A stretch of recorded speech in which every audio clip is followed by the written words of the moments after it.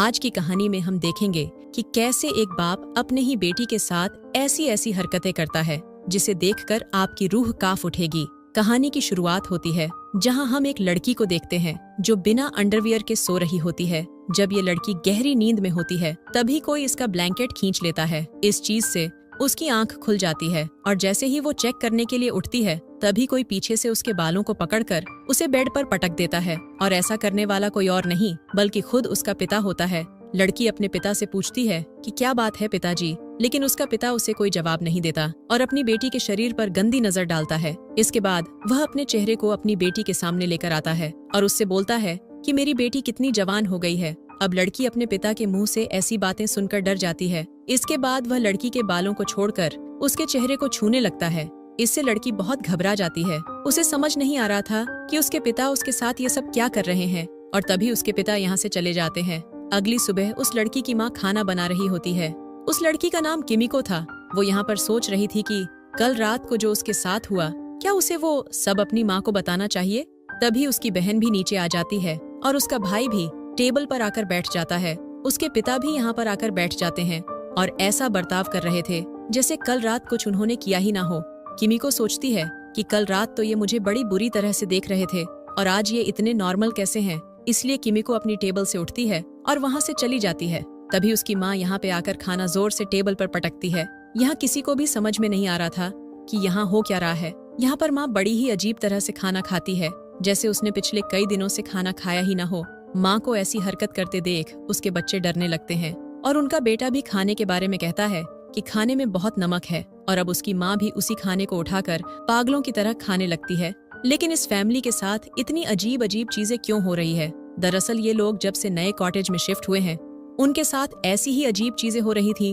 उनके पड़ोसी कभी उनके आंगन में अजीब से स्टेच्यू लगा देते हैं तो सुबह कोई उनके सामने मरा हुआ जानवर लटका देता है और पिता हर रात अपनी बेटी के साथ अजीबोगरीब हरकतें करता है। माँ सुबह सुबह अजीब जानवरों की तरह खाना खाती है। वो अपना खाया हुआ खाना अपने बेटे को भी खाने के लिए देती है लेकिन बेटा नहीं खाना चाहता। वो अपने डैड की तरफ देखता है। डैड कहते हैं कि अगर तुम नहीं खाना चाहते तो मत खाओ। ये बात सुनकर मोम डैड को गुस्से से देखती है। उसके बाद खाने को टेबल पर फेंक देती है और प्लेट्स को भी नीचे फेंक देती है। इससे बच्चे बहुत डर जाते हैं और मॉम उन पर चिल्लाने लगती है। मॉम अपने बेटे से कहती है कि जो मैं बनाती हूँ उसे चुपचाप खा लिया करो।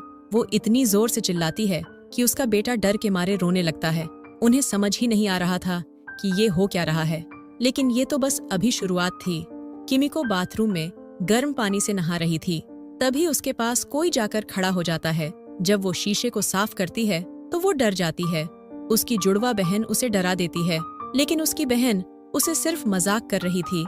इसके बाद ये दोनों बहनें अपने कमरे में चली जाती हैं जहाँ पर किमिको अपनी बहन को बताती है कि हर रात कैसे उसके डैड उसके रूम में आकर उसके साथ अजीबोगरीब हरकतें करते हैं। किमिको को ये बात सुनकर यकीन नहीं होता कि ये सब उसकी बहन के साथ भी हो रहा है। तभी उनके डैड भी वहाँ पर आ जाते हैं।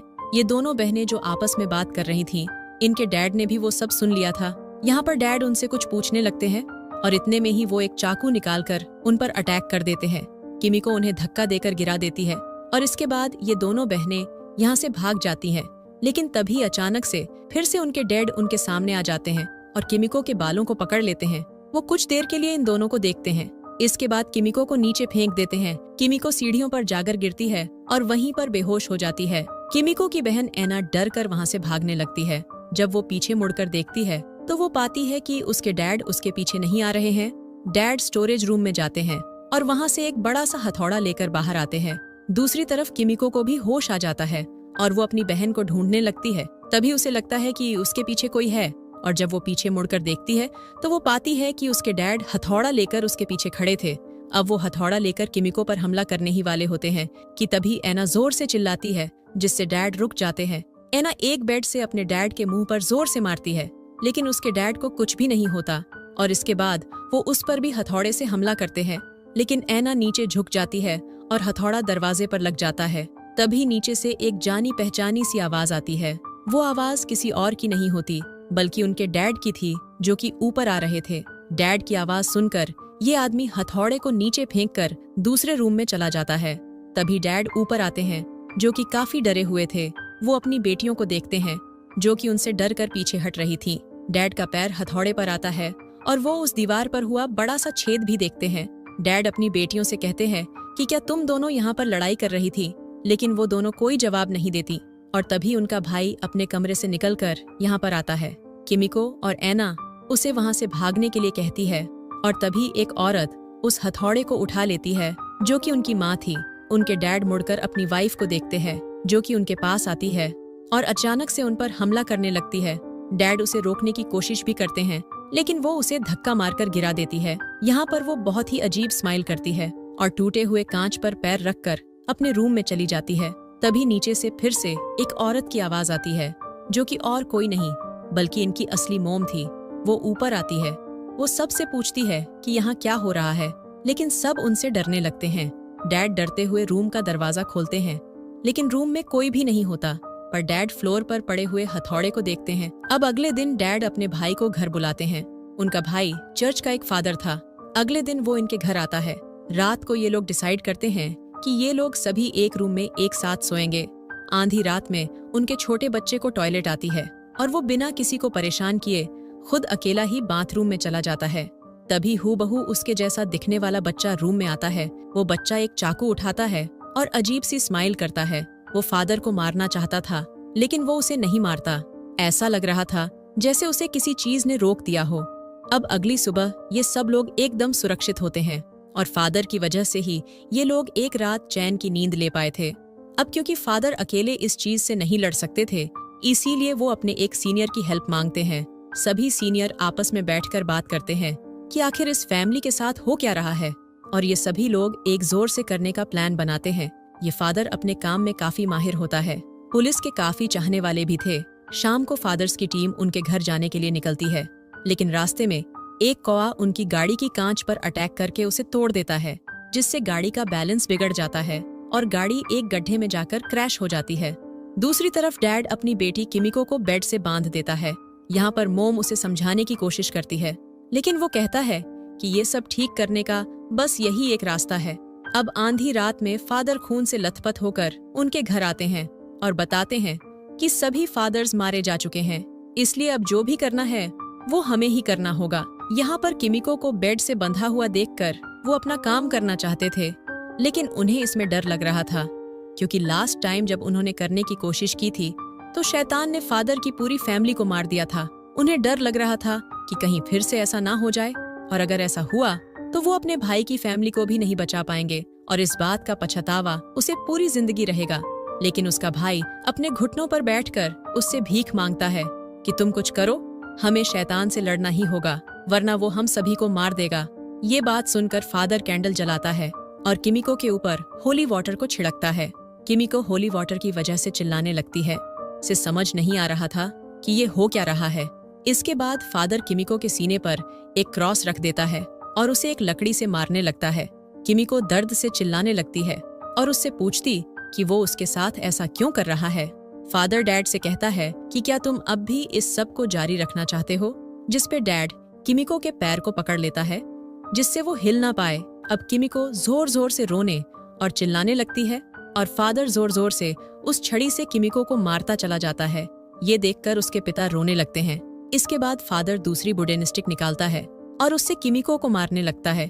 किमिको दर्द के मारे बेहोश हो जाती है और वहीं दूसरी तरफ जहां एक्सीडेंट हुआ था वहां पर पुलिस की टीम जाती है।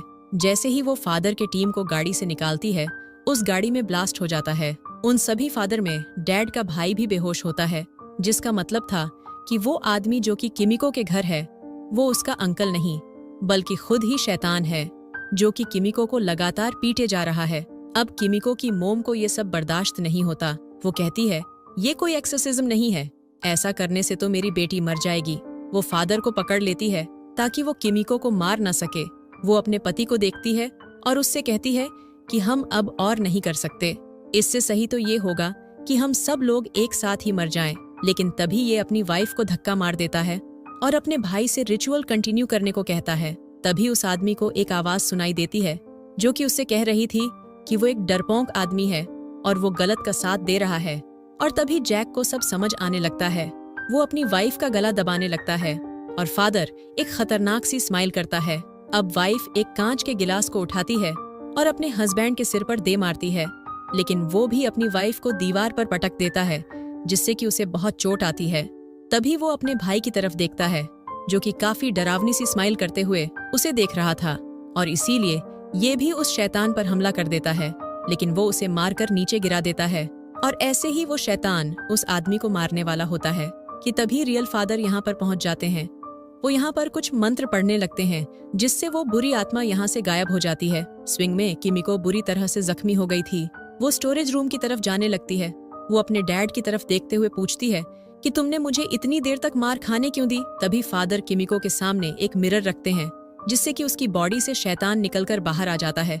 फादर उस शैतान को अपने शरीर के अंदर ले लेता है और अपने भाई से उसे मारने के लिए बोलता है, जिस पर उसका भाई टूटे हुए क्लोज को उसके सीने में गुस्सा देता है, जिससे फादर और वो शैतान दोनों ही एक साथ मर जाते हैं। और इसी के साथ इस मूवी का भी यहाँ पर एंड हो जाता है।